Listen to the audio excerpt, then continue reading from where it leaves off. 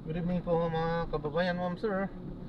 This is Jom, the Filipino channel po, ang inyong lingkod. So today is June 28, 26, 20, 25. Tayo ngayon ay papunta dyan sa may ADB, Asian Development Bank Drive. So, dyan dito yan sa may Wakwak Green Hills, San Juan. Ay, Mandaluyong. At dadalhin po natin, double drop pala ito. Una sa may drip. Enter rightmost lane, then turn right onto Guadix Drive. Drip pad sa may Manila, Barangay Sampaloc, Barangay 458, Sampaloc, Manila. At final destination ay sa Espanya Galleria entrance sa may barangay 521 Sampaloc, Manila pa rin yan. Okay. So magbabalik po tayo mamayang konti. Pag nakuha na po natin sila, disclaimer lamang po, ang content po natin ay kalsada at hindi ang passenger. Kaya nga naman, sakali man po na may marinig kayo, mga pangalan ng lugar, pangalan ng tao, pangalan ng organizations, government or private man yan, ay wala pong kinalaman ng channel na ito at wala pong pinapatungkulan. Lahat po ng pinag-uusapan dito ay pawang dito lamang po yan sa loob at wala pong pinapatungkulan sa labas. Okay po, so magbabalik po tayo mamayang konti pag nakuha na po natin sila. Wala. There is a bumpy road in 30 meters. Labo ah. Continue for 300 meters, then turn right onto Dona Julia Vargas Avenue. So na-drop na natin sila. Hindi tayo nag-play. Grabe traffic. So hanggang dyan lang. Sobrang traffic eh. Ay nako. Ayan, umikot na tayo ng Espanya. Katadrop lang natin. So ayan, paikot na tayo. Espanya din lang naman yung pinag-anuhan natin. Second drop. Ayan, so ayan, dito tayo sa may bandang circle. At papunta na tayo sa Quezon City, Quezon Avenue na to. Sapagkat yan ang dugtungan ng Espanya sa Quezon Avenue. So Quezon Avenue na, Quezon City na tayo. Sa Quezon City na. At yan, sabay na pumapatak na yung ulan. So medyo mahina ngayon, ma-traffic, grabe. Naobserbahan ko sa ting Huwebes, medyo ma-traffic, sobra. Hindi naman sa lahat ng lugar, pero parang sa alas na pupunta ko, grabe traffic.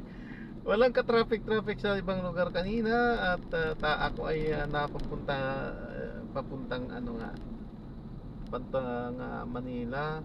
Sa mga ka-trafficang lugar ako napapunta ulit. At ngayong hapon sa may bandang Pasig,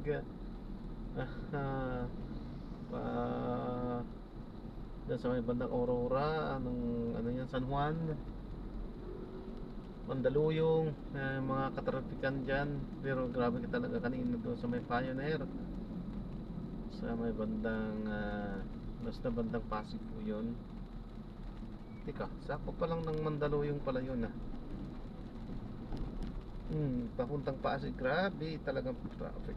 At galing talaga tayo ng Pasig din kanina, na sobrang na traffic din tayo doon. So halos lahat naman, may area lang na talagang medyo okay, pero halos lahat naman yan ay may traffic. Pero meron talaga yung traffic. So yung mga nasuutan natin kanina ay grabing traffic. At medyo may kahinaan. So 8:41 ang oras to be exact. Time check nga ay sa 8:41. So today nga is at June 26, 2025. At yan umuulan na. 8:41 PM po yan ha. Ayan, so muna na nga. At binabaybay na nga natin itong kahabaan ng Quezon Avenue patungong EDSA po yan. Pagka dinire-diretso po yan, ang tagos nyan magpupros yan ng EDSA. Kung diniretso pa, ang tapos niyan ay sa may Quezon City, sa may electrical road po yan, sa may Quezon City Circle po yan, sa may bandang munisipyo. Maliligo po ng bandang munisipyo, pero Quezon Hub kasi ito, sa may kung basta electrical road ang tutumbukin. Okay, so hindi naman tayo abot doon. At kapag wala ay dyan muna tayo magtatambay sa bandarya ng konti, sa kung saan pwede tayong magpatay muna. At sa yaman ng din lamang na wala ay magpapatay muna tayo ng ating makina. At upang hindi naman tayo nag-aaksaya ng dire-diretso at todong-todo habang tayo ay walang sakay.